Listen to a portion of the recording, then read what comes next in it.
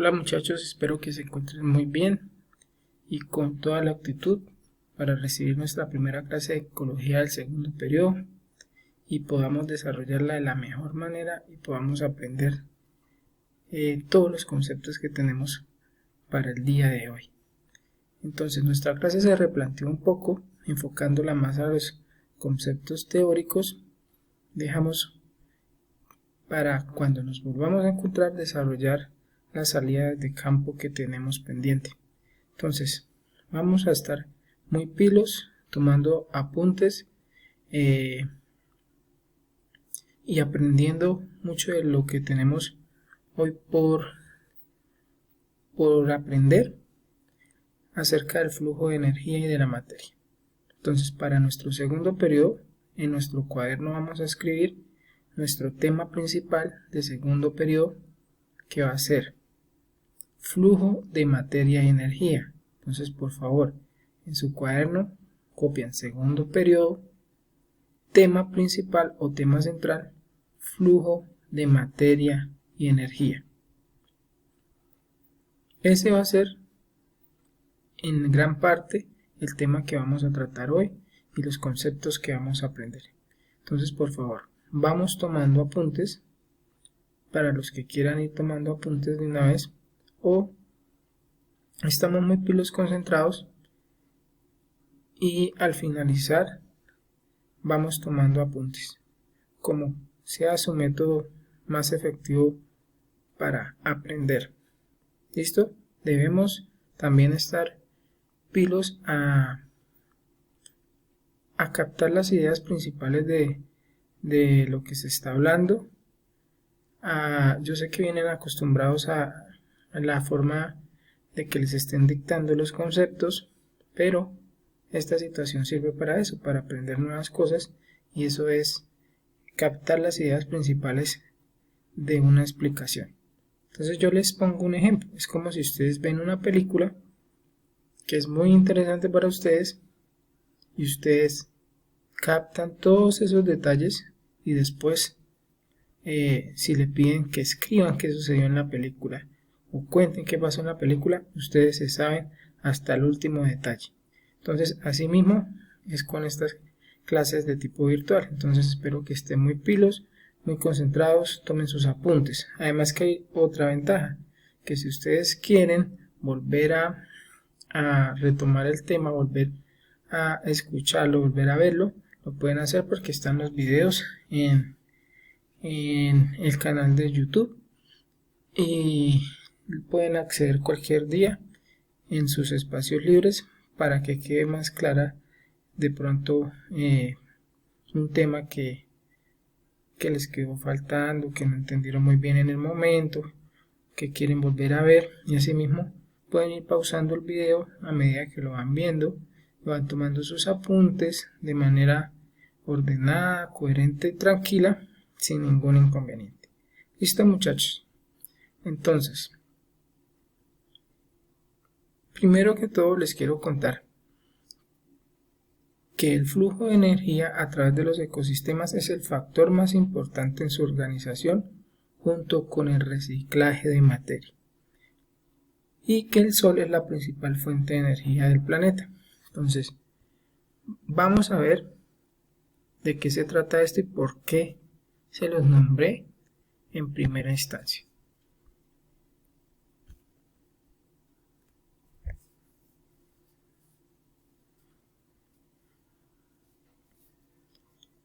Entonces, debemos tener en cuenta que el flujo de energía del Sol llega, y esa energía llega a nuestro planeta entre el 1 y 3%. Entonces, el 1 al 3% de la energía del Sol que llega a la Tierra es utilizado por las plantas en la fotosíntesis. Entonces, ellas captan la energía de la luz del Sol, la aprovechan las hojas mediante la clorofila, las cuales forman ciertos componentes como los carbohidratos, los cuales llegan a todas las partes de la planta. Entonces vemos cómo es importante el Sol en la fotosíntesis y en el desarrollo de las plantas. Entonces vamos a ver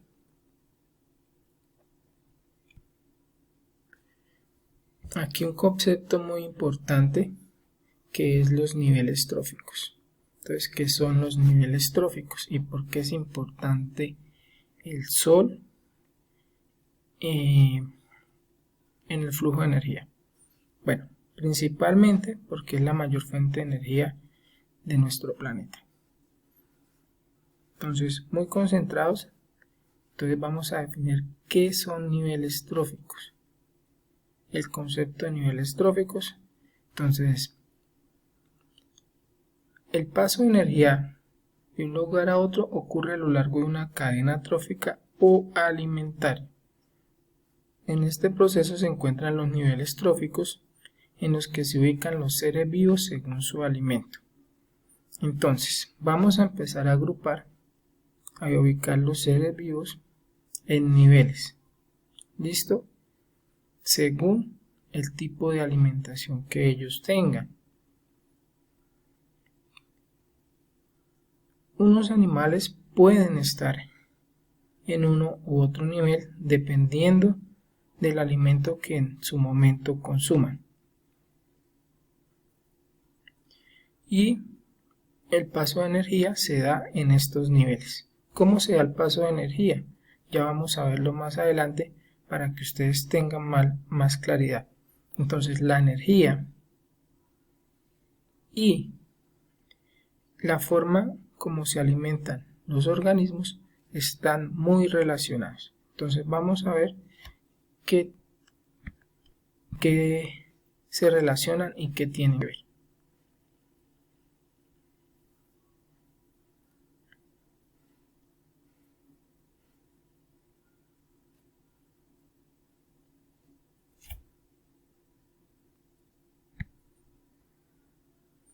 Entonces, para entender un poco más lo del flujo de materia y de energía, debemos tener en cuenta los animales, cómo se alimentan y según el tipo de alimentación, cómo se clasifica.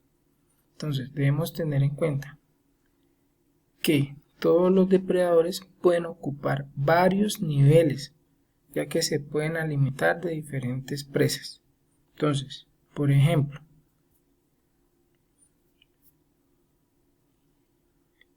tenemos por ejemplo aquí un conejo se alimenta de las plantas, el zorro se alimenta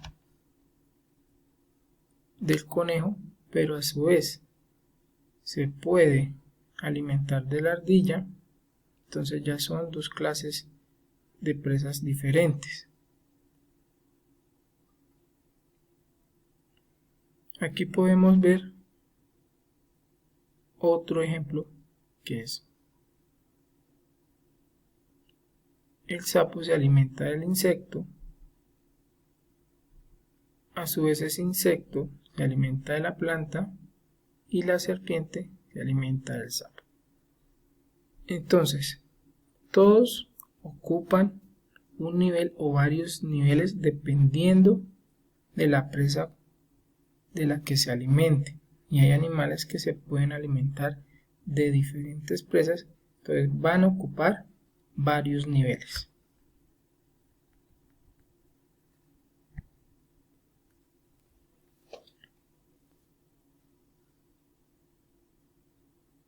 Entonces, para que ustedes tengan en cuenta que al final se pueden conformar cadenas, pirámides y redes, dependiendo del tipo de presa que cada organismo tenga. Entonces empezamos dependiendo de la forma como están distribuidos estos organismos, entonces en organismos productores. Entonces, ¿qué son los organismos productores? Son aquellos organismos que fabrican su propio alimento. Entonces, dentro de estos organismos están las algas, y las plantas, que son los productores más abundantes de la tierra. Sobrepasan en peso a los consumidores en un 99%. ¿Listo? Toda la materia orgánica del mundo vivo está constituida por las plantas y las algas, y el resto de seres vivos representan solo el 1%. Entonces vemos ahí la gran importancia de estos organismos productores para el desarrollo y equilibrio de los ecosistemas. Entonces tenemos claro que los organismos productores son aquellos que pueden fabricar su propio alimento. Están compuestos generalmente por las algas y las plantas. Estos organismos productores siempre van a estar en la base de la pirámide, y ya vamos a explicar por qué y qué función cumplen dentro de estos niveles tróficos. ¿Listo? Después vienen los organismos consumidores y descomponedores. Entonces los organismos consumidores pueden ser primarios, secundarios o terciarios, que ya vamos a explicar por qué. Y los descomponedores, que son microorganismos o también llamados carroñeros, que son los que se encargan de descomponer la materia orgánica, la materia orgánica y permitir que los productores la aprovechen. Entonces todo es un ciclo, todo se recicla y todo se utiliza. Entonces, en el flujo de energía, la energía siempre va a ingresar al mundo animal de los animales herbívoros. ¿Listo? Primero del sol a las plantas, de las plantas a los animales herbívoros. Y de los animales herbívoros pasan a los siguientes, que son los animales carnívoros y consumidores. Entonces todo forma una cadena, un eslabón, como vemos ahí. Entonces primero las plantas, después los animales herbívoros, después los consumidores primarios, después los consumidores secundarios, y todo forma una cadena en donde cada organismo hace parte de un eslabón. Entonces, a esas cadenas donde están los organismos involucrados según su alimentación se llaman organismos productores. Podemos ver acá que las flechas, cuando relacionan el consumo, siempre van del consumido al consumidor. Entonces la planta es consumida por el conejo. El conejo a su vez es consumido por el águila. ¿Sí ven? La flecha se va del consumido al consumidor.